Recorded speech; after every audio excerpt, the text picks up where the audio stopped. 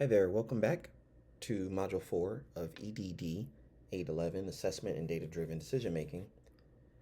This module focuses on putting it all together: continuous improvement, improvement science, and assessment. And in this week's model, we will draw together information from the first 3 weeks to deeply understand the connections, contradictions, and nuances between assessment, evaluation, continuous improvement, and improvement science. The ultimate goal and aim of this module is to really equip you with a comprehensive understanding that will position you to act as improvers and data driven decision makers. This week at a glance reveals the sort of 6 areas of focus. First, the learning objectives for this module, which this module has several um, you know, learning objectives that you'll want to sort of familiarize yourself with. And then we will talk about assessment and improvement science, as well as watch a video, um, and then do some readings in your discussion forum and your assignment. Quick word about your discussion forum and assignments. In sort of pursuit of fulfilling this week's objectives, this module is designed so that by the end of the week, colleagues should be able to uh, compare and contrast prevailing definitions, assumptions, and objectives of assessment, evaluation, improvement science, and data driven decision making. We're going to engage in some activities that will help you mind map and summarize key concepts about continuous improvement, assessment, evaluation, scaling, and decision making in educational and organizational contexts. And then lastly, to illustrate and explain the connections, even some of the tension, similarity, and differences that exist between and among this week's concepts. And to demonstrate learning in these areas and domains, I have given you a discussion board form, which we call the 321 posting. In this particular week's discussion board form, after completing the week's readings and videos, you want to write a discussion post that includes 3 main takeaways from the readings and the week activities. Sort of ideas that stuck out to you as important, interesting, or relevant. 2 connections that you see between these takeaways that you write about in the first part and the work you're doing in your own organizational context, or you can focus on your problem of practice.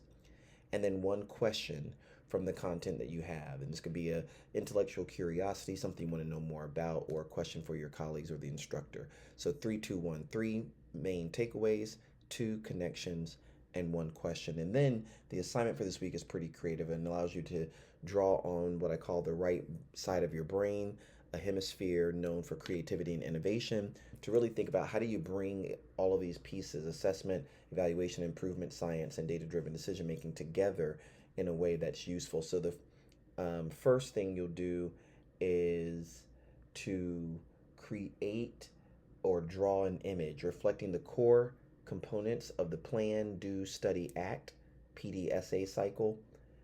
Check out page 27 in the Lemire et al. Reading from the week, and you want to develop your own version of that kind of image along with brief descriptions of each element, P, D, S, and A.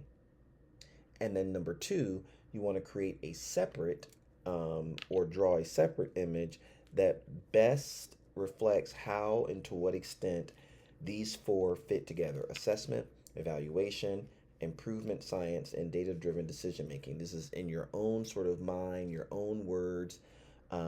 Rather than stress out about whether you have it right or wrong, you know, give yourself creative license to really think innovatively about how to bring these together. Feel free, as I write about in the assignment, to use words, labels, captions, markers, that's arrows or other kinds of shapes, to help convey your main points. Again, you want to make sure that in this week's assignment, you're submitting 2 images: one about PDSA or PSDA, and then the other about these four elements coming together. And I also hyperlink some tools that may be helpful to you as you work on that. You're going to bringing together the information we've covered over the first couple of modules about assessment. That's the systematic process of collecting, analyzing, and interpreting data to inform decisions. Evaluation, which is more of this judgment about quality that involves determining whether objectives are being met, um, and summarizing success. In keeping with improvement science, which is a methodological framework that's undergirded by these foundational principles, those three core questions: what is the exact problem trying to be solved? What change might be introduced? And then how will you know that the change represents an improvement? And this data driven change process called improvement science aims to systematically design, test, implement, and scale change toward systemic improvement, as informed, defined by experience and knowledge of subject matter experts. And so you see on the screen these sort of 6 principles of improvement, where you want to be problem focused and user centered simultaneously at the same time. You want to definitely attend to and notice variability, understand the system. That's the context that we've been talking about so much in these past couple of modules and weeks. Embrace measurement, especially in assessment and evaluation work.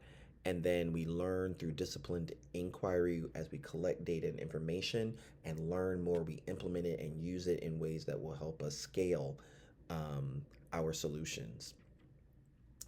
So now I want you to pause this video, and then run over to the lesson plan and watch this video called The Promise of Improvement Science, One District's Vision, REL West.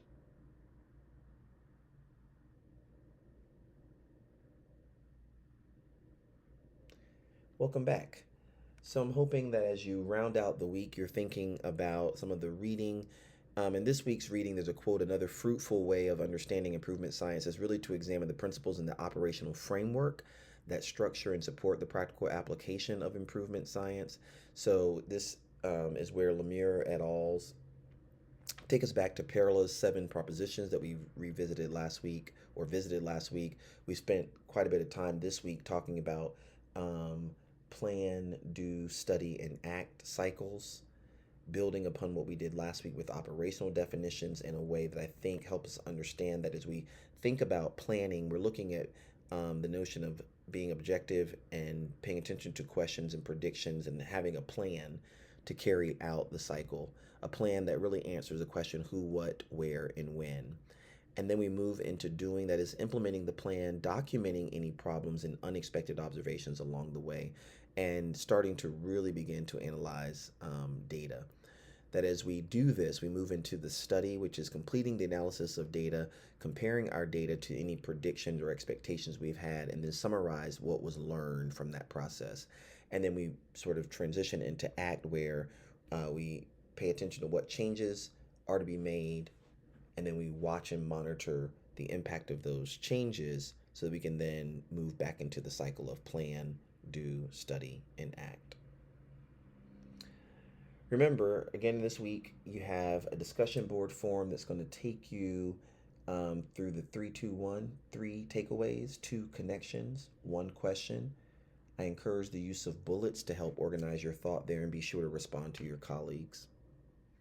And then in terms of the assignment, you're going to have creative license to create 1 image that represents plan, do, study, act, PDSA in your own sort of hand, and then 1 that also is created or drawn, and you can use the Venn diagram maker, Google Slides, or Canva to do so. That really helps bring together how assessment, evaluation, improvement science, and data-driven decision making really align and fit.